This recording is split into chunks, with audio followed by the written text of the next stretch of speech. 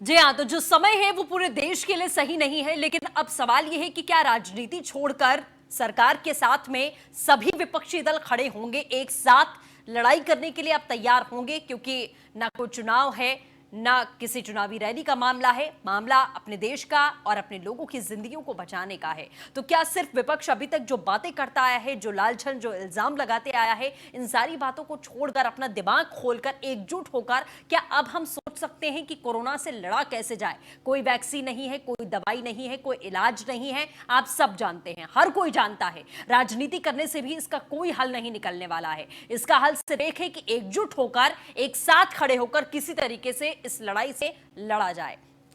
तमाम खास मेहमान चर्चा के लिए हमारे साथ में जुड़ेंगे। नंद किशोर गुर्जर साहब, बीजेपी विधायक, हमारे साथ में मौजूद हैं। नेता कांग्रेस से शैलेंद्र तिवारी जी हमारे साथ में जुड़ चुके हैं, जुड़ेंगे थोड़ी ही देर में। सपा प्रवक्ता कपीश श्रीवास्तव साहब भी हमारे साथ में मौजूद हैं। आप दोनों का बहुत स्वागत है न्यूज़ वन इंडिया पर। शुरुआत में किशोर साहब आपसे ही करना चाहूंगी कि आखिरकार भारतीय जनता पार्टी जिस तरीके से पूरे देश में ही, और अभी सर्वदलीय बैठक चल रही है, सिर्फ उत्तर प्रदेश की बात ना करें, पूरे देश की ही बात करें, तो अभी बहुत ज्यादा जरूरत है एक साथ आने की। ना सरकार के ऊपर कोई इल्जाम लगाए और ना ही कोई इस तरीके से लालछन खड़ा करे, और सरकार भी कम से कम अपने दायित्व को अच्छे तरीके से निभाए ताकि विपक्ष उनके साथ में खड़ा दिखाई दे। तो इस तरीके की चीजें क्या आपको नजर आ रही हैं कि वाकई में अब इस मामले को लेकर सरकार के साथ साथ विपक्ष भी सीरियस हो रहा है? जहां तक बात विपक्ष की है, तो ये वैश्विक महामारी कोरोना में पक्ष विपक्ष का कोई प्रश्न ही नहीं उठता। पूरा देश एक साथ खड़ा है, क्योंकि बीमारी ये नहीं देखती कि कौन किस पार्टी का है जी। इसलिए पूरे देश को एकजुट होने की जरूरत भी है। और देश के यशस्वी प्रधानमंत्री माननीय नरेंद्र मोदी जी और उत्तर प्रदेश के यशस्वी मुख्यमंत्री माननीय योगी आदित्यनाथ जी के नेतृत्व में बहुत शानदार व्यवस्था चल रही है। उत्तर प्रदेश में जिस तरह से इतना बड़ा स्टेट है, उसके बावजूद स्थिति बहुत शानदार है। और हमारे यहाँ जो टेस्ट के लिए भी और बेड्स की पूरी व्यवस्था है, तो पूरे देश को एक साथ लड़ने की जरूरत है, क्योंकि ये महामारी है, तो ये राजनीतिक बात नहीं। ठीक है, कपिश जी हमारे साथ में मौजूद हैं। कपिश जी, देखिए, अब हमने जो सवाल खड़ा किया है वो यही है कि क्या अब राजनीति छोड़कर हम तोड़ निकालने की तरफ आगे बढ़ेंगे, कि हर एक मुद्दे पर कहीं लूपहोल्स हैं, कहीं कमियां हैं, क्योंकि जाहिर तौर पर इतने ड्रास्टिक जो तस्वीरें हमारे सामने आ रही हैं, लगातार लाखों में केसेस बढ़ रहे हैं, संभालने में समय लगेगा, चीजों को संजोने में समय लगेगा, तो क्या उसमें एक एक चीज निकाल कर सिर्फ सरकार को कोसते रहना, या साथ में खड़े होकर अपना जो सहयोग कर सकता है एज अ विपक्षी दल, वो करना ज्यादा बेहतर होगा इस समय पर? देखिए सृष्टि जी, जब महामारी जैसी कोई चीज आती है या कोई देश पे किसी भी किस्म का अटैक होता है, विपक्षी दल ही नहीं, पूरा का पूरा देश, बच्चे से लेके बूढ़ा तक, वो भारत सरकार के साथ खड़ा है। हम सब लोग भी खड़े। लेकिन एक चीज ये सीधी है कि 4 महीने बीत गए, मार्च से आप देखिए लॉकडाउन हुआ और आप लॉकडाउन 1 में, लोग अनलॉकडाउन 1 में है, तो लगभग 3.5 महीने का समय गुजर गया है। और मैं धन्यवाद देना चाहूंगा अमित शाह जी का और प्रधानमंत्री जी का इस वजह से कि कम से कम उन्हें देर से ही सही सुध तो आई कि विपक्षी दल भी हैं इस देश के अंदर, जिनसे राय मशवरा किया जा सकता है, जिन्होंने भी इस देश को कभी ना कभी सत्ता में रहते हुए चलाया है, कम से कम उनके अनुभवों को शेयर किया जा सकता है। तो इसके लिए बधाई, देर से ही सही, लेकिन कम से कम दुरुस्त हुए हैं। निश्चित तौर पे हम लोगों से जहां जहां राय मशवरा किया जाएगा और इस संक्रमण वाली बीमारी से कैसे निपटा जाए, इसका निश्चित तौर पे हम लोग सरकार के साथ खड़ेंगे और खड़े रहेंगे। ये बात अलग है कि अगर सरकार हमारी बताई हुई नीतियों पे चलती है तो हम लोग उनके साथ हैं, लेकिन अगर कहीं कोई उनकी कमियां रहती हैं तो वो भी दर्शाना विपक्ष का काम है। उसको इस तरीके से नहीं देखा जा सकता है कि विपक्ष कमियां निकालता है। अगर कमी को हम नहीं बताएंगे तो ये दुरुस्त कैसे करेंगे? तो ये तो लोकतंत्र में विपक्ष का अधिकार है, जिसको छीना नहीं जा सकता। ठीक है किशोर साहब, विपक्ष का कहना है कि विपक्ष, ठीक है, अच्छी बात है, आपको देर से ही सही, लेकिन याद आई कि हाँ, देश में और भी लोग हैं जो जिनसे हम बातचीत करके कहीं ना कहीं निवारण की तरफ जा सकते हैं। अभी तक सरकार ने सब कुछ फैसले अपने आप ही लिए, सब कुछ अपने आप ही किया। अब जो विचार विमर्श या मशवरा अब होगा सर्वदलीय बैठक में, क्या विपक्षी दलों की बातों को मानकर, उन्हें कॉन्फिडेंस में लेकर, उन्हें साथ में लेकर, अब क्या सरकार भी आगे बढ़ने की मंशा की ओर देख रही है कि सिर्फ अकेले नहीं, बल्कि ऐसा क्यों ना हो कि देशवासियों के साथ में जो विपक्षी दल हैं, जिनके ऊपर यह आरोप लगता है कि वो सिर्फ लालछन लगाते हैं, उनको साथ में लेकर अगर हम लड़ाई लड़ेंगे तो हम ज्यादा मजबूत होंगे? ये तो पहले दिन से माननीय प्रधानमंत्री जी 130 करोड़ लोगों की बात कर रहे हैं, तो 130 करोड़ लोगों में तो सारे दल, सारी पार्टियां, सारी पार्टियों के कार्यकर्ता, पूरा देश आ जाता है जी। तो पहले दिन से ही सबको साथ लेकर चलने की बात है।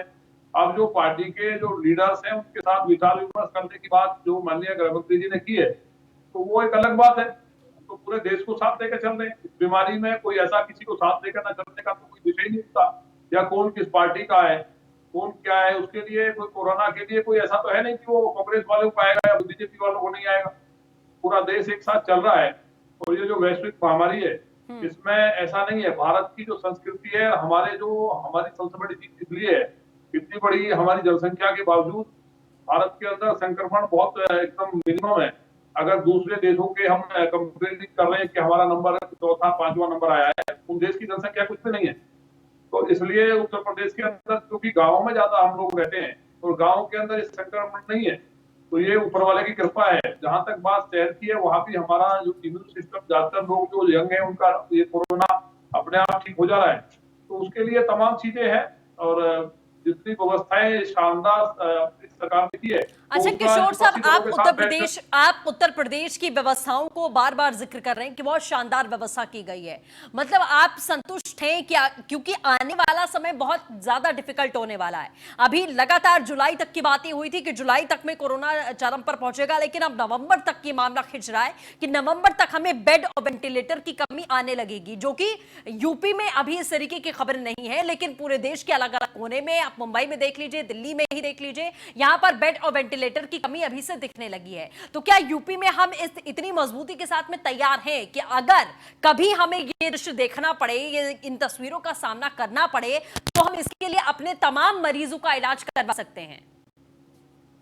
उत्तर प्रदेश में ऐसा देखना नहीं पड़ेगा, क्योंकि उत्तर प्रदेश के मुख्यमंत्री एक संत हैं, और जब कोई किसी प्रदेश का कोई पुण्यात्मा, कोई राजा होता है, तो उस प्रदेश पे कृपा होती है भगवान की। मेरी विधानसभा कॉलोनी, वहां आप आश्चर्य करेंगे, दिल्ली के अंदर कई कॉलोनियां घुसी हुई है, लेकिन दिल्ली के अंदर हालात पूरा देश जानता कितने खराब है। मेरे यहाँ एक भी कोरोना का केस मूल नहीं है, जो भी केस आए थे दिल्ली के थे, और वो हमारे यहाँ आकर के जो ट्रीटमेंट हुआ गाजियाबाद ठीक हुए हैं। तो एक भी केस 18 लाख की आबादी में नहीं है। इसी तरह से उत्तर प्रदेश के अंदर भी व्यवस्था शानदार है, और बड़ी बात यह है कि 1.5 घंटे के अंदर कोरोना की रिपोर्ट आएगी। माननीय मुख्यमंत्री जी लगातार कैबिनेट के साथ और जितने भी हमारा डॉक्टर्स के साथ बात करके पूरी तरह से अलर्ट है। तो उत्तर प्रदेश सुरक्षित है और आगे भी सुरक्षित रहने वाला है। ठीक है, कपिल जी हमारे साथ में मौजूद हैं। विपक्ष की भूमिका भी बहुत अहम होती है, ये भी यूपी से ही है। हम उनसे भी ये समझने की कोशिश करेंगे कि वो कितने संतुष्ट हैं। तो बीएसपी से धर्मवीर चौधरी साहब भी हमारे साथ में फोन लाइन पर जुड़ चुके हैं। पहले उनका एक रिएक्शन ले लेते हैं, उसके बाद हम कपिल जी से पूछेंगे। धर्मवीर जी, आपका बहुत स्वागत है। आपको आवाज मिल रही है? नमस्कार मैडम, मुझे पूरी आवाज आपकी मिल रही है। बिल्कुल धर्मवीर जी, देखिए हमारा आज का मुद्दा बहुत क्लियर है कि क्या राजनीति छोड़कर, चाहे वो सरकार हो चाहे विपक्षी दल हो, कोई भी हो, क्या सब एकजुट होकर एक साथ आकर अपने देश को और इंसानियत को बचाने में अपना पुरजोर तरीके से कोशिश करेंगे? देखिए मैडम, बहुजन समाज पार्टी की नीति और रीति हमेशा देश के और 135 करोड़ देशवासियों के साथ है जी। और हम तो ये अपील करेंगे सभी देशवासियों से और केंद्र सरकार से और राज्यों की सरकारों से कि आपस में समन्वय बनाकर इस महामारी से निपटा जाए जी। और ना इसमें कोई राजनीति की जाए, ना इसमें कोई इधर उधर की बात की जाए। देश का हित सर्वोपरि है। बहुजन समाज पार्टी चाहती है कि देश के असंख्य लोगों की सुरक्षा केंद्र और राज्य सरकार दे और इस महामारी से मुस्तैदी और मजबूती के साथ में सब मिलजुल कर निपटे।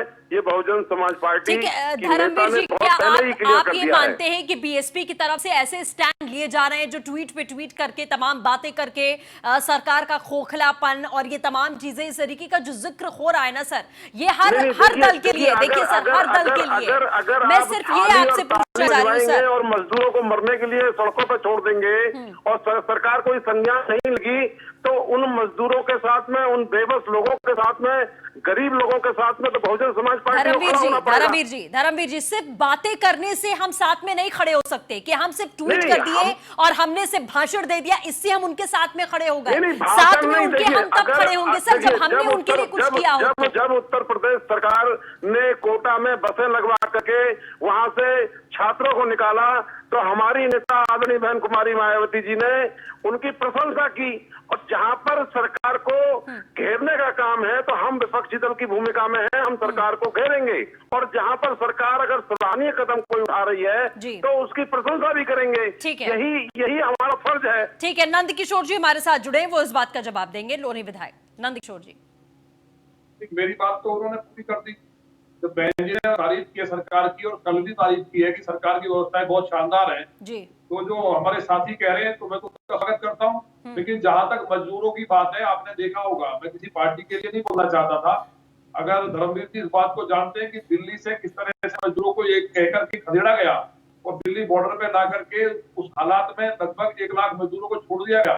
उस टाइम उत्तर प्रदेश के यशस्वी मुख्यमंत्री माननीय योगी जी की सरकार नहीं होती तो हालात क्या होते। तमाम व्यवस्थाएं लगाई और जितने वॉलंटियर्स थे हमारे, खासतौर से आरएसएस के, बजरंग दल के और भाजपा कार्यकर्ता, एक एक व्यक्ति सड़क पर नजर आया और तमाम जो सामाजिक संगठन थे, व्यापारिक संगठन थे, सबने उनकी बढ़िया व्यवस्था की, कपड़े से लेकर खाने की, और एक एक व्यक्ति को सुरक्षित पहुंचवाया।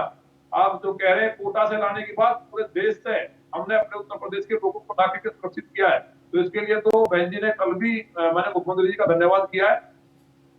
ठीक है, कपिल जी आप कितने संतुष्ट हैं?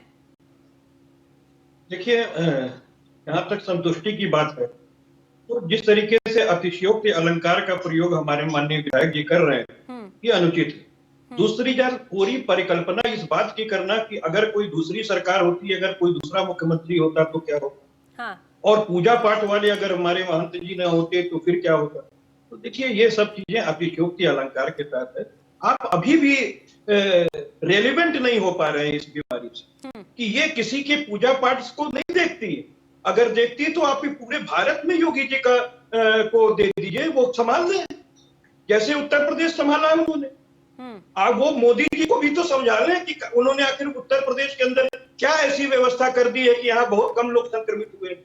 और विधायक जी से मैं ये भी पूछना चाहता हूँ कि एक सेमिनार के अंदर माननीय योगी जी ने, हमारे मुख्यमंत्री जी ने ये कहा कि जो महाराष्ट्र से हमारे मजदूर आ रहे हैं उसमें से 70% लोग जो है वो संक्रमित है, जो दिल्ली से आ रहे हैं उसमें 50% लोग संक्रमित हैं, और जो अन्य देश के कोने से आ रहे हैं उसमें 25% लोग संक्रमित हैं। तो इस हिसाब से उन्होंने कहा कि 25 लाख लोग उस समय तक आ चुके थे, तो ये 12 लाख लोग कहां हैं जो संक्रमित हैं, और आपके आंकड़े इतने कम क्यों हैं? ठीक है कपिल जी, इसका जवाब सृष्टि जी, एक बात पूरी हो जाने जी। अभी जिस बात की ये बात कर रहे हैं, अभी केवल इन्होंने लॉकडाउन करके 2 महीने पीछे छोड़ा था, जो पिकअप बहुत तेजी हो रहा है। अगर ये अपनी कोरी पीठ ठोंकते रहे तो इस देश को इस भयावह स्थिति से नहीं बचा पाएंगे।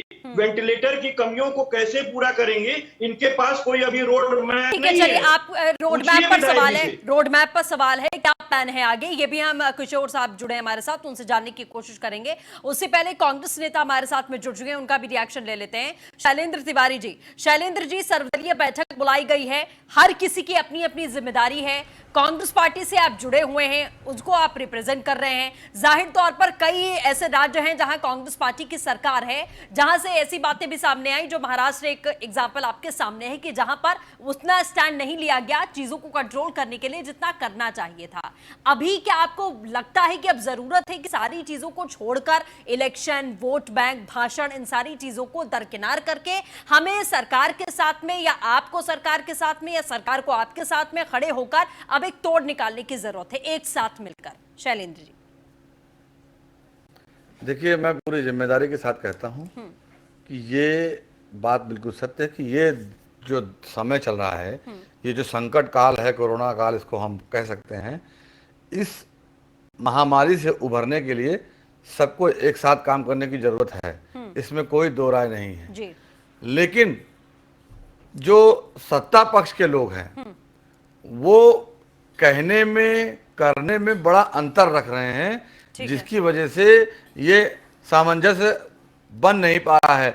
उदाहरण के तौर पे अभी बिहार में जाकर के रैली की बात की जा रही है, महाराष्ट्र में समस्या बताई जा रही है, गुजरात के मुख्यमंत्री ने यहाँ तक कह दिया कि साहब यहाँ राष्ट्रपति शासन लगा दीजिए, ठीक है। हरियाणा की दिक्कत किसी को दिखाई नहीं जा रही है, आप उत्तर प्रदेश की समस्याएं बताई नहीं जा रही हैं, लेकिन राजस्थान, छत्तीसगढ़, पंजाब, केरल, महाराष्ट्र, इन चीजों को पिन पॉइंट करके बताया जा रहा है। चलिए बताइए, अच्छी बात है, कोई बुरी बात नहीं है, लेकिन बताने से, आरोप लगाने से बेहतर है कि सरकार पूरी जिम्मेदारी के साथ पक्ष विपक्ष को लेकर के काम करे और जनमानस को फायदा दे, क्योंकि सरकार का काम जनता को लाभ पहुंचाना है, जनता की तकलीफ को, कष्ट को हरना है।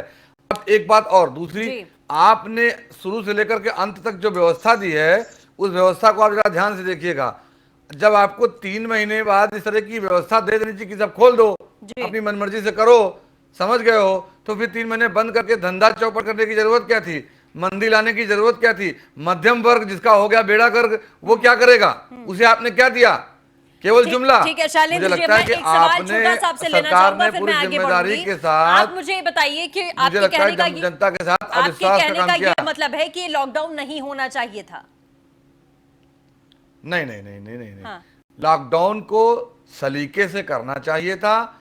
अब इस वक्त जिसकी जरूरत है उस वक्त आपने एकदम हाथ खड़े कर दिए। सरकार हाथ खड़े कर चुकी है। ठीक है, नंद सरकार किशोर जी कोई इसका जवाब जिम्मेदारी देंगे नहीं कर सर। रही है, नंद किशोर लोग जी अपने इसका आप जवाब कर रहे देंगे। किशोर जी, हैं, पूरी ताकत के साथ कर विपक्ष रहे हैं। बार बार ये कह रहा है कि आपने हाथ खड़े कर दिए कि भाई अब हमारी जिम्मेदारी नहीं है, हम हॉस्पिटल खोल दे रहे हैं, बेड प्रोवाइड करा देंगे, अपनी जिम्मेदारी अपने आप देखो। आप नहीं, पहली बात तो जो पहले कहा था कि पूजा पाठ करने से, पूजा पाठ की बात हमने कही की नहीं।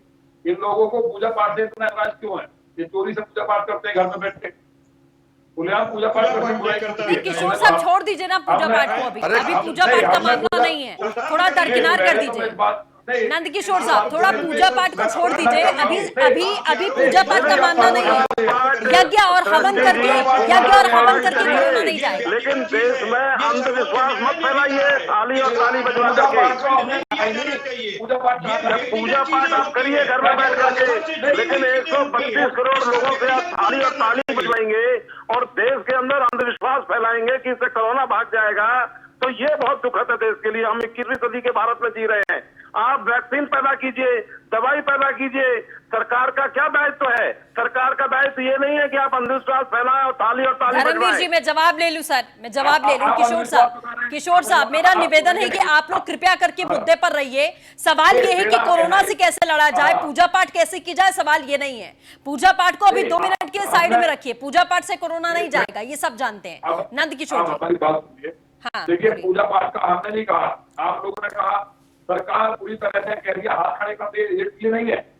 देश के प्रधानमंत्री माननीय मोदी जी ने हाथ खड़े नहीं किए हैं। कोरोना को कई जगह से पूरी तरह से, उत्तर प्रदेश जैसे स्टेट में, हरियाणा में, अब आपने कहा, मैंने नहीं कहा है, मैं प्रोटेस्ट की बात करना चाहता था दल की, लेकिन आप दिल्ली के अंदर सच्चाई को अगर जानना चाहेंगे, पूरी देश के अंदर कोरोना फैलाने का काम दिल्ली ने किया है और दिल्ली के अंदर डेड बॉडी पड़ी है अस्पतालों में, अस्पतालों को सील कर दिया गया है। उत्तर प्रदेश के अंदर हालात बहुत शानदार है। हरियाणा में आप जाइए, आप जो बात कर रहे हैं गुजरात की, तो इस तरह का नहीं है। सरकार पूरी तरह मुस्तैद है। उत्तर प्रदेश के अंदर हम 1.5 घंटे के अंदर कोरोना टेस्ट करने का तकनीक हमने डेवलप की है और पूरे प्रदेश के अंदर खाद्यान्न का, आप जगह वितरण का, नए राशन कार्ड का और पूरे टाइम रसोई चला करके लॉकडाउन का जिस तरह से पालन किया है, उसी कारण उत्तर प्रदेश सेफ है। अब ऐसा नहीं है, अब टेक्निकली बहुत साउंड है, अब पूरी तरह से सरकार मुस्तैद है। लेकिन इस पे हम लोग डिबेट नहीं करना चाहते थे कि कौन महाराष्ट्र की सरकार, मैंने तो किसी पर आरोप लगाया नहीं। आप लोगों ने बता रहे हैं कि इस तरह की स्थिति है। हमारी सरकार पूरी तरह संवेदनशील है और पर्याप्त मात्रा में जो भंडार है खाद्यान्न से लेकर के लोगों के खाते में जो मजदूर थे, मेरी अपनी विधानसभा में अब 8,500 लोगों को 1,000 रुपए सीधे खाते में गए हैं और नए 29,000 राशन कार्ड बने और जो अलग राशन कार्ड थे लगभग 1,70,000 मजदूर ज्यादा था वहाँ, और जो मजदूर जाना चाहता था, एक से एक मौत नहीं हुई और पूरी विधानसभा में एक कोरोना केस नहीं है। दिल्ली से बिल्कुल छठी विधानसभा है। तो ये उत्तर प्रदेश सरकार की जो चाक चौबंद व्यवस्था है, वो सोशल डिस्टेंसिंग का पालन और लॉकडाउन का।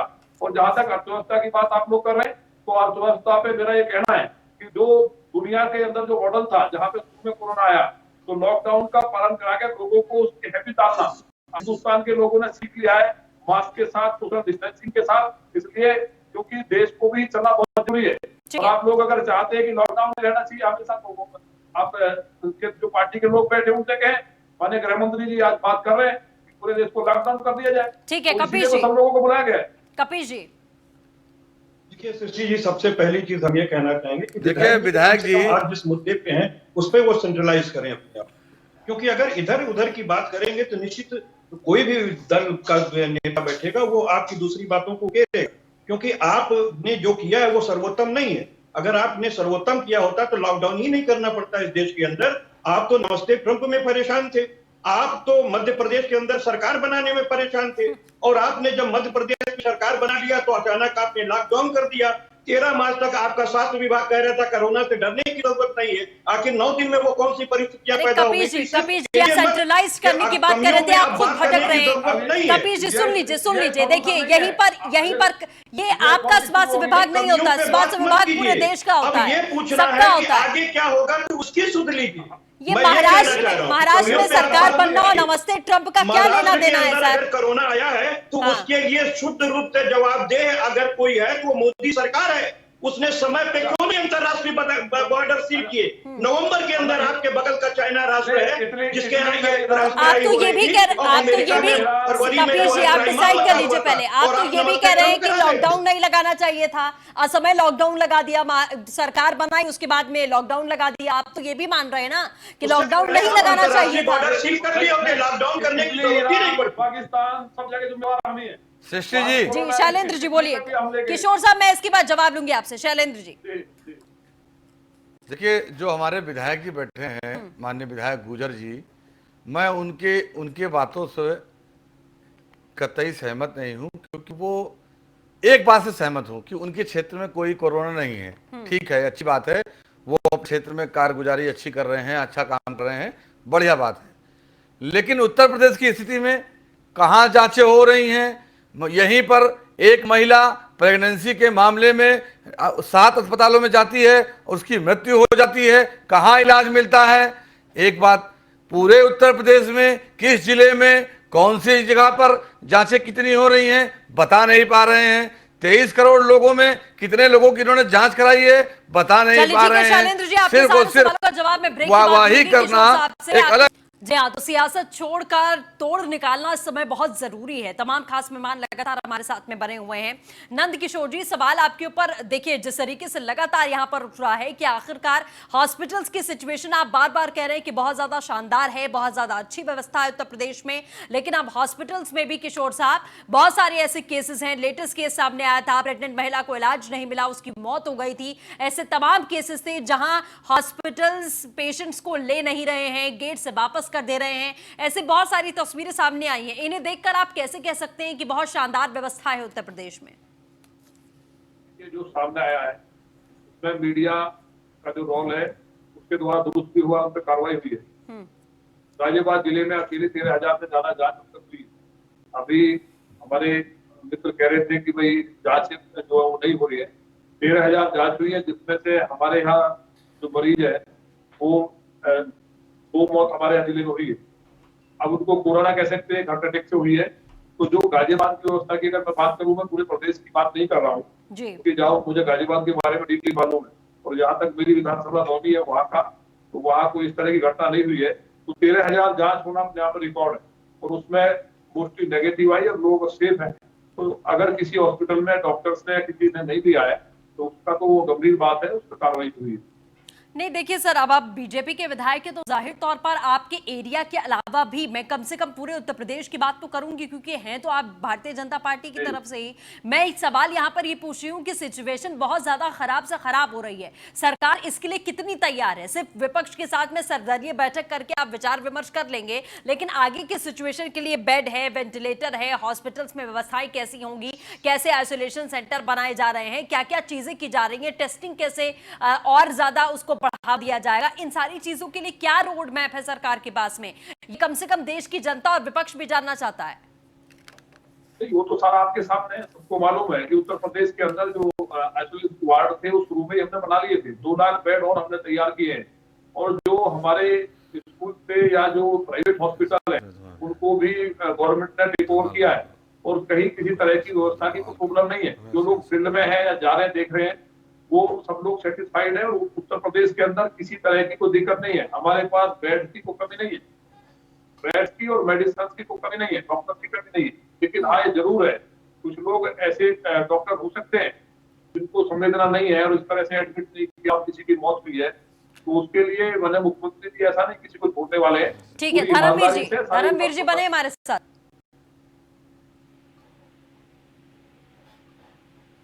धर्मवीर जी आप जुड़े हमारे साथ। चलिए संपर्क नहीं हो पा रहा है, कपीश जी का रुख करेंगे। कपीश जी, आप सारे जवाब आपके सामने, जो आप सवाल पूछ रहे हैं जवाब नहीं सामने। देखिए विधायक जी माननीय विधायक हैं, और इनसे मैं आंकड़ों की उम्मीद करता हूं। जैसा कि भारतीय जनता पार्टी कहती है अपने आंकड़ों के अनुसार उनके पास 1 लाख बेड के इंतजाम उत्तर प्रदेश के अंदर हैं। तो मैं ये पूछना चाहता हूं विधायक जी से कि अगर आपकी सरकार वास्तव में सही आंकड़े प्रस्तुत कर रही है तो उन्होंने एक लिस्ट क्यों नहीं जारी की कि गोरखपुर के अंदर उन्होंने कौन कौन से हॉस्पिटल में कितने कितने बेड दिए हैं, सिद्धार्थनगर में कितने दिए, बस्ती में कितने दिए, लखनऊ में कितने दिए, कानपुर में कितने दिए, गाजियाबाद में कितने दिए? कोई हॉस्पिटल का ब्यौरा नहीं है कि किसमें कितना। फिर उसके बाद आईसीयू कितने हैं? मैं अभी अब विधायक जी से पूछता हूं कि उत्तर प्रदेश में वेंटिलेटर कितने हैं, सरकारी में और गैर सरकारी, जरा बता दें। नहीं बता पाएंगे, इनके पास आंकड़े ही नहीं। केवल 12,000, सुन लीजिए विधायक जी, आपको मौका दिया जाए, 12,000 से कम सरकारी वेंटिलेटर हैं और 3 से 4,000 प्राइवेट हॉस्पिटल्स में।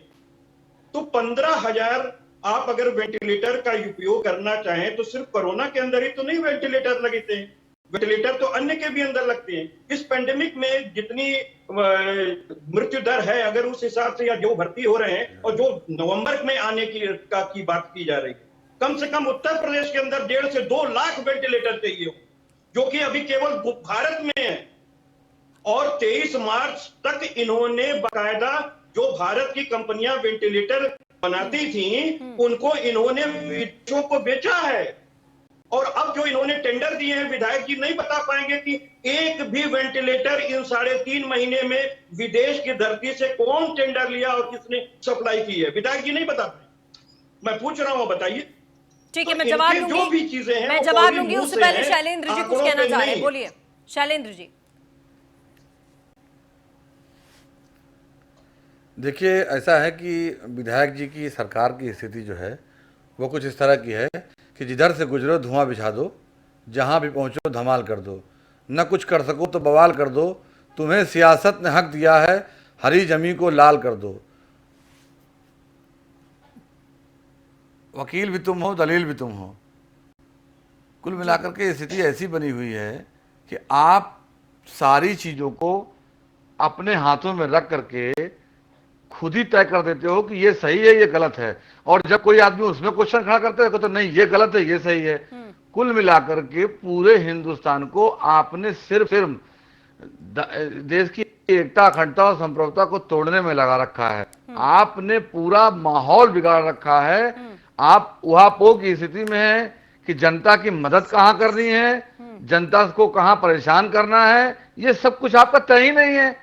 आपने किराए की बात की, अचानक आके कह दिया कि 80% किराया हम देंगे। और ट्रेनों के जो है बयान है यात्रियों को आपने उपभोक्ता समझ लिया है। हिंदुस्तान की सरकार के लिए, हिंदुस्तान के आवाम के लिए ये सबसे बड़ा काला दिन है, काला जो है दिन की स्थिति बन चुकी है, जब सरकारों ने अपनी जनता को उपभोक्ता समझ लिया है। नंदकिशोर जी, आप समझिए, सरकारें जन कल्याणकारी होती हैं। अभी भी लोग यात्रियों ने बयान दिया है कि हमें किराया अपनी जेब से देना पड़ा है और सरकार कह रही है हमने 80% दिया है। नंदकिशोर जी, सवाल देखिए नंदकिशोर जी, जो चीजें हो चुकी हैं वो बदली नहीं जा सकती हैं, लेकिन आगे की जो स्थिति खराब होने वाली है उसके लिए आप सभी को साथ में मिलकर लगातार, चाहे वो विपक्षी दल हो, अब आपने सर्वदलीय बैठक बुलाई है, मिलकर ही इसका तोड़ निकालना पड़ेगा। एक दूसरे पर आरोप लगाकर, एक दूसरे की किरकिरी करके हम कुछ नहीं कर पाएंगे। Corona BJP, Congress, Samajwadi party बिल्कुल नहीं देखेगा। नंदकिशोर जी, नहीं, मुझे तो ये लगा था कि बहुत अच्छी डिबेट नहीं, हम सरकार के साथ पूरी जिम्मेदारी के साथ हैं। ठीक है शैलेंद्र जी, मैं जवाब ले लूं सर, मैं जवाब ले लूं शैलेंद्र जी, मैं जवाब ले लूं सर, मैं जवाब ले लूं, प्लीज बोलिए नंदकिशोर साहब। आप एक बात बताइए, इसमें कौन सा सांप्रदायिक की बात आ गई कोरोना? ये जो बिना वजह की बातें कर रहे हैं, कोई बात सुझाव देते, कोई टेक्निकल कोई बात निकल के आती, डिबेट का कोई मतलब होता है? इन लोगों ने बता दिया कि बस इनका, ऐसा कोई कह सकता है क्या? उत्तर प्रदेश के अंदर जो माननीय मुख्यमंत्री जी ने कहा है, आज तक एक बार झूठ नहीं कहा है। पहले तो ये बोलने से पहले सोचना चाहिए, मैंने कुछ बसों में वहां से यात्रियों को बैठाया है, तो ये जो बिना वजह की बातें, पहले तो ये लोग फील्ड में नहीं है, इसलिए जमीन साफ हुई है। आज सारे उत्तर प्रदेश के अंदर गाजियाबाद से लेकर के बलिया गाजीपुर तक एक एक हॉस्पिटल्स के अंदर हमारे मंत्री, हमारे प्रभारी मंत्री, हमारे मुख्यमंत्री स्वयं कर रहे हैं। और किसी की ताकत नहीं है कि इस तरह के जो पिछली सरकारों में स्वास्थ्य के जो मेडिकल्स में जो घोटाले हुए थे लगातार, क्योंकि कोरोना एक वैश्विक महामारी है और पूरा देश इसको लेकर चिंतित है। उत्तर प्रदेश कंट्रोल में है। उनका कहना था हमारे पास वेंटिलेटर 65,000 प्लस है, अभी हमने परचेज भी किए। आपने कहा ना हमें कोई आंकड़ा इसका नहीं है, आप जाकर के जो प्राइवेट हॉस्पिटल्स की लिस्ट की आप बात कर रहे हैं तो वो हम आपको दे देंगे माननीय स्वास्थ्य मंत्री से बात करके। लेकिन जो मेरे पास गाजियाबाद का जो आंकड़ा है मैं आपको बता सकता हूँ।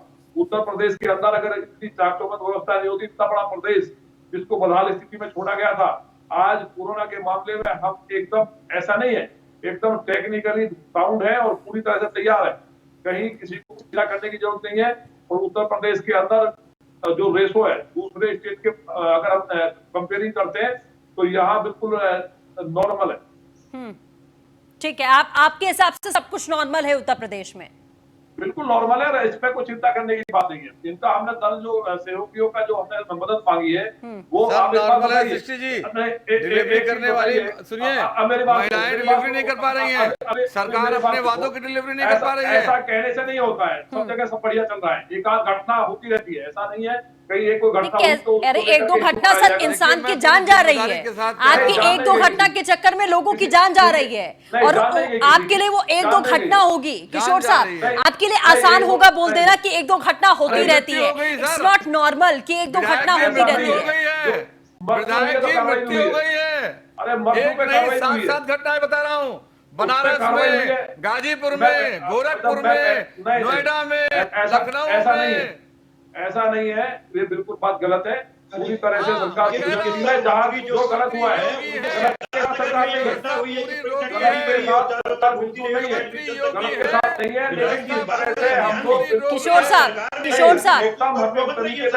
किशोर साहब देखिए, ऐसा है सर, ऐसा है कि आप ऐसी पेंडेमिक की सिचुएशन में ये बोल ही नहीं सकते श्योरिटी के साथ में कि सब कुछ बढ़िया है, सब कुछ बहुत शानदार है, सब कुछ बहुत अच्छा है, कोई कमी नहीं है। जबकि सरकार की तरफ से जो प्रेस कॉन्फ्रेंस होती है उसमें भी यही बातें कही जाती हैं कि हाँ हम कोशिश कर रहे हैं, ऐसी व्यवस्थाएं करने की कोशिश कर रहे हैं ताकि हम पेंडेमिक से लोगों को बचा सके। पीपी किट्स को फेंका जा रहा है, हॉस्पिटल्स में बेड नहीं है, लोगों को एडमिट नहीं किया जा रहा है, गेट से रवाना कर दिया जा रहा है कि आप जाइए यहां से। किसी को मालूम नहीं है कि कहां पर भर्ती होना है, कहां पर इलाज कराना है, क्या दवाई मिलेगी, क्या पानी मिलेगा, और आप कह रहे हैं सब कुछ बहुत शानदार चल रहा है। आप जो शुरू में व्यवस्थाओं में दिक्कत आई थी, अब ऐसा नहीं है। अब बिल्कुल पूरी सरकार मुस्तैद है और जो डॉक्टर्स ने कहीं लापरवाही की उन पर कार्रवाई हुई है। ऐसा कोई जगह ऐसा नहीं है। एक घटना को लेकर के उसके लिए हमें खेद है, अगर किसी डॉक्टर ने ऐसा किया उस पर कार्रवाई भी हुई है, लेकिन आज की डेट में हम अपडेट है एकदम, और पूरे उत्तर प्रदेश के अंदर चिंता करने की जरूरत नहीं है। और जो विपक्ष के हमारे नंदकिशोर जी, ये सभी के लिए है, सरकार के लिए भी है और विपक्ष के लिए भी है कि अपना वोट बैंक और अपनी राजनीतिक जो भी आप लोगों की सोच और विचारधारा होती है उसे छोड़कर ये समय है अपनी जिम्मेदारी निभाने का। जिस तरीके से पुलिस और डॉक्टर्स अपनी जिम्मेदारी निभा रहे हैं, वही जिम्मेदारी अब आपको निभाने का समय है, सब कुछ छोड़कर सर, क्योंकि इंसानियत खत्म हो रही है, लोगों की जानें जा रही हैं, और आप लोगों की एक सियासत के चक्कर में कितने लाखों लोग मरेंगे इसका अंदाजा आपको होना चाहिए, मुझसे बेहतर होना चाहिए। शैलेंद्र जी, नहीं करना है, हमारी पुलिस भी, हमारे डॉक्टर भी और हमारे शैलेंद्र जी देखिए, सब शैलेंद्र जी मेरा आपसे सवाल है, एक विपक्षी दल होने के नाते मेरा आपसे सवाल है कि सिर्फ विपक्ष की भूमिका ये नहीं होती है कि आप एक एक करके सिर्फ आप लूपहोल्स, ठीक है लूपहोल्स दिखाना आपका काम है, लेकिन सिर्फ उसी के पीछे आप पड़े रहें ये सही नहीं होता है। सवाल मेरा आपसे ये है कि क्या जहां जहां आपकी सरकारें, जहां आपके हाथ में चीजें हैं, वहां आपने चीजों को कंट्रोल करने की कोशिश कर ली है, या सिर्फ इस वजह से कि केंद्र में किसी और की सरकार है हम क्यों कंट्रोल करें? इन चीजों को छोड़कर अपने अपने दायित्व को निभाना पड़ेगा। मैं हूं तो मुझे अपना काम सही से करना पड़ेगा, ये नहीं सोचना पड़ेगा कि सामने वाला कर रहा है या नहीं। सृष्टि जी बोलिए। मैं सहमत हूं आपकी बात से। मैं कह रहा हूं राजस्थान की स्थिति, मैं आपको बता रहा हूं, राजस्थान की स्थिति जितनी खराब थी आज की तारीख में उससे कहीं गुना बेहतर है। अच्छी, बहुत अच्छी तो नहीं है मगर बेहतर है। हाँ। पंजाब में बहुत कंट्रोल कर दिया गया है, छत्तीसगढ़ में लोगों को पूरी तरह से एकदम समझ लीजिए कि सिक्योरिटी में रख करके और न्याय योजना भी दी गई है। और उत्तर प्रदेश में आज की तारीख में चाहे वो बहराइच हो, चाहे वो गोरखपुर हो, बलरामपुर हो, यहाँ तक कि बनारस में ऐसी स्थितियां पैदा हुई हैं। हमारे काबिल विधायक कह रहे हैं कि 1000 रुपए दिए गए हैं। 1000 दिए गए, मैं कब मना कर रहा हूं? शैलेंद्र जी, आप महाराष्ट्र को क्यों भूल गए?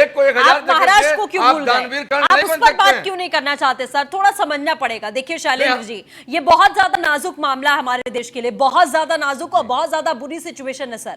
यहाँ पर चीजों को छोड़कर हमें सोचना पड़ेगा कि हम कैसे अपने काम को करें और कैसे लोगों तक मदद पहुंचाएं। ये कोशिश हम सभी को करनी पड़ेगी। सिर्फ एक अकेली सरकार से अगर आप उम्मीद करते रह जाएंगे कि हम बैठे हुए हैं, सरकार को जो करना है करती रहे और हम लोग बच जाएंगे, क्योंकि आपको भी हो सकता है, मुझे भी हो सकता है, किसी को भी हो सकता है। मैं आपकी बात से सहमत हूं। हाँ।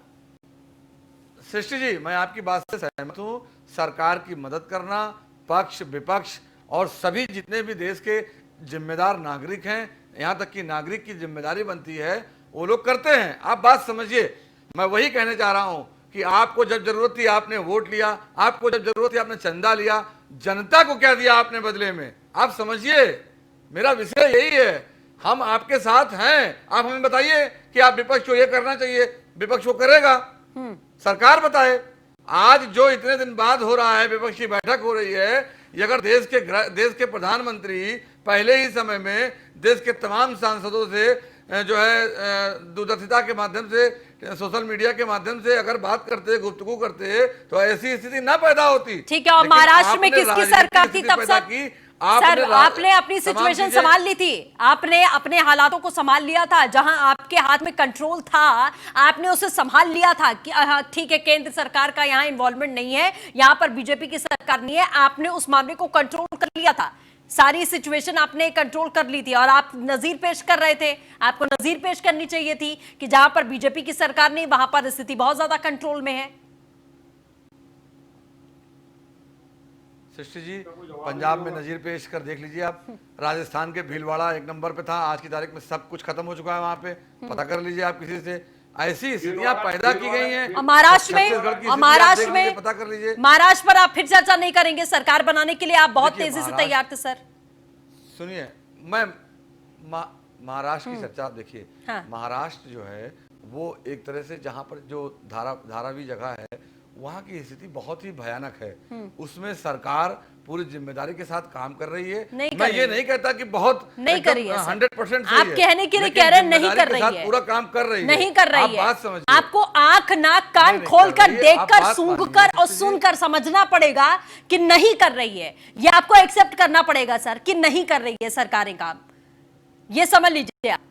सिर्फ एक चीज की केंद्र सरकार नहीं कर रही, केंद्र सरकार नहीं कर रही, तो आप भी नहीं कर रहे। ये कंपटीशन नहीं चल रहा है, कंपटीशन नहीं चल रहा है कि आपको कम्पीट करना है, आपको कम्पीट नहीं करना है सर कि आप इनसे हम कितना पीछे काम कर लें क्योंकि सरकार इनकी, आपको ये नहीं करना है सर। ये समझिए बात को। कपीश जी हमारे साथ मौजूद हैं। कपीश जी, क्या मतलब एकदम से बुद्धि खोलकर हमें नहीं समझना पड़ेगा आप सर? बार बार क्यों ये समझाना पड़ रहा है कि बात इलेक्शन की नहीं है, चुनाव की नहीं है, बात हम सभी की है, क्योंकि बीमारी किसी को भी हो सकती है, कल को हम में से किसी को हो सकती है, ये हमें मान के चलना पड़ेगा।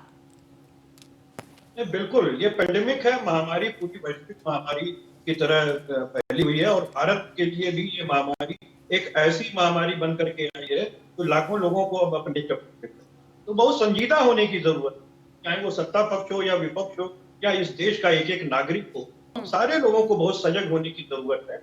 लेकिन इतना निश्चित हम कहेंगे कि सरकारें जिसकी भी जहां हो, उनको इस बात पर विचार करना चाहिए कि भाई देखिए, अगर विपक्ष वहां पर भारतीय जनता पार्टी अगर आपको आईना दिखा रही है तो आप वहां देखिए और उनसे पूछिए हमारी जो कमियां हैं उनको दूर कीजिए। और यही बात मैं भारतीय जनता पार्टी के विधायक साहब से भी कहना चाहूंगा कि आप अपनी सिर्फ पीठ मत ठोकते रहिए। और आपने आज सिर्फ यही किया है, अगर आपने विपक्षी दलों से राय मशवरा किया होता, हम लोग भी कभी सत्ता में रहे हैं और शायद उत्तर प्रदेश में आपसे ज्यादा रहे हैं, तो हम लोग के अंदर भी अनुभव है, आपको दे सकते थे, शेयर कर सकते थे, करना तो आप ही को था। हाँ, जब आपने हम लोग से कोई राय मशवरा नहीं लिया, बावजूद उसके इस पेंडेमिक में जो हम लोग कर सकते थे, जनता के बीच सुविधा पहुंचाने का काम को प्रत्येक पार्टी के लोगों ने, एनजीओ ने, सारे लोग ने किया। ऐसा नहीं कि केवल सरकार ने किया।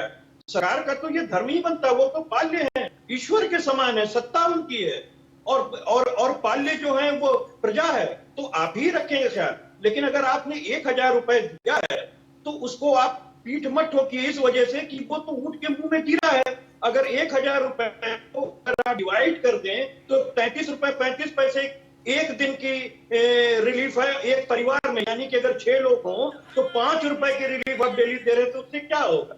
लेकिन बावजूद उसके मैं कहता हूं कि डूबते को तिनका का सहारा, सरकार ने जो किया उसकी मैं सराहना करता हूं। लेकिन अभी बहुत कुछ सराहना करने के लिए काम हो सकता था जो माननीय योगी जी और मोदी जी की सरकारों ने नहीं किया है। लेकिन चलिए, देर आए दुरुस्त आए। अगर विपक्षी दलों को अपने साथ काम में लगाएंगे, हमसे राय मशवरा करेंगे, कुछ जिम्मेदारी अगर वो हम लोग को सौंपेंगे तो निश्चित तौर पे कर सरकार के कंधे से कंधा मिलाकर विपक्षी दल उनका सहयोग। अच्छा कपीश जी, अगर मान लीजिए ये सरकार नहीं करती कि विपक्षी दलों को एकजुट करके उन्हें आदेश दिया जाए या समझाया जाए या कोई जिम्मेदारी दी जाए। तो क्या विपक्षी दल की जो सरकार चला चुके हैं कभी ना कभी हमारे देश में, उन अपनी इंडिविजुअल अभी तक कोई जिम्मेदारी नहीं थी कि 3 महीने का समय बीत गया, अब क्या वो इंतजार कर रहे थे कि बीजेपी कब सर्वदलीय बैठक बुलाएगी, कब हम लोग जाएंगे और कब वो हमसे कुछ कहेंगे तब हम कुछ करेंगे, उसके पहले हम कुछ नहीं करेंगे? सृष्टि जी, आपने बड़ा अच्छा प्रश्न किया। ये मेरे हृदय का प्रश्न था, जो मुझे करना चाहिए था आपने कर दिया। मैं आपको साधुवाद देता हूँ। सबसे पहली चीज ये कि हम लोग तो ये कहते रहे हैं कि हमेशा हम लोग से राय लीजिए, हम लोग खड़े रहे, और हम लोगों ने पत्रकार वार्ता के माध्यम से, ट्विटर के माध्यम से, समाज के माध्यम से देने का भी काम किया। लेकिन जहां तक सहयोग सहायता थी वो तो सरकार ले नहीं रही थी, तो जनता के बीच हमको जाके करना किया। जिस तरीके से कोरोना एक महामारी थी और महामारी में एक एक्ट इन्होंने पारित किया, हमारे नेताओं के ऊपर, हमारे कार्यकर्ताओं के ऊपर लगे, वो पत्रकारों के ऊपर भी लगे, वो आईएएस अधिकारी जो पूर्व में रिटायर हो गए सूर्य प्रताप सिंह जी, उनके ऊपर भी लग गए, क्योंकि उन्होंने भी प्रश्न पूछ दिया। तो चक्कर ये है कि जो होनी चाहिए सत्ता से, वो सत्ता से ही किया जा सकते हैं। हमको अगर वो अपने शामिल करेंगे किसी कार्रवाई में तो हम कार्रवाई कर पाएंगे। ठीक है, चलिए, अब किशोर साहब इन तमाम चीजों का जवाब देंगे। किशोर साहब, अब आपने अभी तो सर्वदलीय बैठक बुला ली है, लेकिन जब विपक्ष अपनी तरफ से कुछ करने की कोशिश करे, जैसा कि कांग्रेस पार्टी ने आपको बसेस देने की कोशिश करी थी कि हम सरकार के साथ में खड़े हैं, हम बसेस प्रोवाइड करा रहे हैं, तब आपने कहा कि हम बसेस नहीं लेंगे, जितनी सही भी है वो भी नहीं लेंगे। तो क्या अब आप विपक्षी दलों के साथ में मिलकर उनकी मदद लेकर आप तैयार हैं आगे बढ़ने के लिए? किशोर साहब, गलत आरोप है, गलत आरोप है। पहले तो मेरा ये कहना है कि बसों के नंबर से कहने की बात नहीं, लेकिन मैं आपसे भी कहना चाहता हूँ, सबसे कहना चाहता हूँ कि उत्तर प्रदेश के अंदर जो व्यवस्था हुई है वो कोई तारीफ की और सरकार की पीठ ठोकने की बात नहीं है। हमको गर्व होना चाहिए कि उत्तर प्रदेश जैसे स्टेट को इस तरह की व्यवस्थाएं हमने पूरी तरह से मुस्तैद है, और कोरोना को जो सबसे ज्यादा हमारे यहाँ मिनिमम केस है, और मुझे उम्मीद है कि आज जो बैठक होगी। अच्छा नंद किशोर साहब, मेरा आपसे एक सवाल है, मेरा विपक्षी दलों का कोई सवाल नहीं, मेरा आपसे एक सवाल है कि आप क्या इतने निश्चिंत हो चुके हैं कि उत्तर प्रदेश में सब कुछ ठीक है और आप घर घर जाकर पोस्टर बांट रहे हैं अपनी उपलब्धियों के कि कोविड-19 में हमने कितनी उपलब्धि हासिल की, आप इसके पोस्टर बताने के लायक हो गए हैं? अभी ये सिचुएशन कंट्रोल में है आपके? हमारी बात से सुने आप लोग जी, तो अब हम तो बीच से बोलते नहीं किसी के। आप एक बात बताइए शैलेंद्र जी, इसके बाद आऊंगी आपके पास, बात पूरी होने दीजिए। नंद किशोर जी बोलिए। एक बात बताइए, आप कहने घर घर जाकर के पर्चे बांट रहे हैं, हम लोग सैनिटाइजर और मास्क और साबुन बांट रहे हैं, आप नहीं कहेंगे।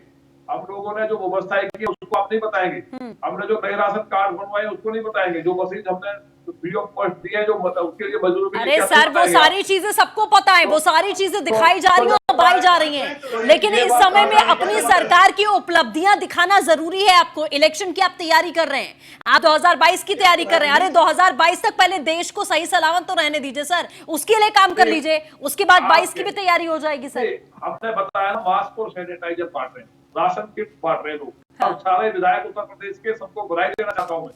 जितने भी भाजपा के विधायक हैं, एक एक विधायक ने, मैंने खुद 6 रसोई अपने खर्चे चलाई है 76 दिन, और अब स्थिति जैसी बनेगी वैसा करेंगे। सारे विधायकों ने शानदार काम किया है, और पूरा जितना राष्ट्रीय स्वयंसेवक संघ का आप खुद इस बात के गवाह हैं, जितने भी हमारे मित्र बैठे हैं डिबेट में, एक आरएसएस के कार्यकर्ता ने लोगों के लिए घर घर जाकर राशन बांटा। नंद किशोर जी, मुझे ऐसा लग रहा है कि लोनी में सब कुछ शानदार है, तो आपको लग रहा है कि लोनी में सब कुछ शानदार है तो पूरे यूपी में सब कुछ शानदार है, आप उसी चीज से इसे जोड़ रहे हैं। चलिए सर, ठीक है। शैलेंद्र जी, आखिरी कमेंट, मैं आखिरी कमेंट लूंगी सर, ज्यादा समय नहीं है। शैलेंद्र जी, आखिरी कमेंट। देखिए ऐसा है कि एक है ना कि तेरा निजाम है सिलदे जुबान शायर की, ऐसी स्थिति बना रखी है। लल्लू जी मदद कर रहे थे, उनको जेल में रखा है, हल्की फुल्की धारा में बेल नहीं मिल रही है, एक बात। दूसरी बात, ये विधायक की मदद करने की बात कर रहे हैं। यहाँ लखनऊ में उत्तर विधानसभा में विधायक है नीरज बोरा, 1 नंबर का चोर है। आप समझिए उसने कहीं कोई व्यवस्था नहीं की है, कहीं निकला तक नहीं। थोड़ा शब्दों का ख्याल करिए सर, शैलेंद्र जी, शब्दों का ख्याल करिए। आप ख्याल करिए कि आप कहाँ बैठे हैं, आप ख्याल कर लीजिए सर थोड़ा। आप घर में नहीं बैठे हैं अपने, आप टेलीविजन पर बैठकर चर्चा कर रहे हैं। एक सार्थक चर्चा के लिए हमने आपको बुलाया है, किसी को चोर उचक्का कहने का अधिकार हम आपको बुलाकर यहाँ नहीं देते हैं। इस तरह की बात नहीं करना चाहिए आप लोगों को, कम से कम शब्दों को देखिए, आत्ममुग्धता में विधायक जी बैठे हैं, सुनिए, आत्ममुग्धता में विधायक जी आप बैठे हैं, आपका सम्मान कर रहा हूँ कि नहीं कर रहा हूँ? जो शैलेंद्र जी आप संभालिए, पहले अपनी लैंग्वेज को संभालिए। शैलेंद्र तिवारी जी अपनी लैंग्वेज को संभालिए सर। हमने एक सार्थक चर्चा यहाँ पर बुलाई थी कि ये जो राजनीति अभी आप कर रहे हैं, इसे छोड़कर आपको आगे बढ़कर तोड़ निकालने की तरफ बढ़ना पड़ेगा। ये जो किसी चोर उचक्का कहने से कोविड-19 का तोड़ नहीं निकलेगा। हम ऐसी बातों का सपोर्ट नहीं करने देंगे सर। यहाँ पर अपने चैनल पर बैठकर सारी स्थिति उन्होंने पैदा कर दी है। नहीं, आप ना सपोर्ट करिए। जो विधायक ने किया वो मैं कहूंगा, वो कर रहे हैं, उनके लिए मैं तो आप अपनी भाषा की मर्यादा में रहकर बात करिए। ये टेलीविजन है सर, आपका घर नहीं है, आपका ड्राइंग रूम नहीं है कि आप किसी भी तरीके से बात कर लेंगे। कपीश जी आखिरी कमेंट।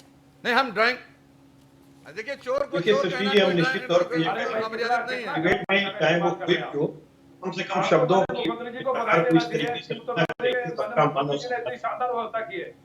दूसरी चीज हम जरूर कहेंगे कि विधायक जी हमारे जो माननीय है वो आत्ममुग्ध है। और क्या आप किस तरीके से फिर विपक्ष से सहायता करें? जब आपको लग रहा है कि आपने सब कुछ बहुत अच्छा कर रखा है, तो आप फिर कहां हमारी राय ले पाएंगे? अगर हम आपको राय देंगे तो आप उस पर चलेंगे नहीं। फिर खाली दिखावे के लिए ये राजनीति क्यों करना आप कहते हैं? अगर सब कुछ सही अच्छा चल रहा है तो फिर विपक्ष की जरूरत है। फिर 500 से आज हम लोग 3.5 लाख के करीब में पहुंच गए। आखिर क्यों पहुंच गए हैं? माननीय योगी जी ने जो सेमिनार के अंदर कहा कि 70%, 50%, 25% प्रवासी मजदूर संक्रमित होकर के आए हैं, तो 12 लाख के आंकड़े वो बताइए वो कहां चले गए संक्रमित के?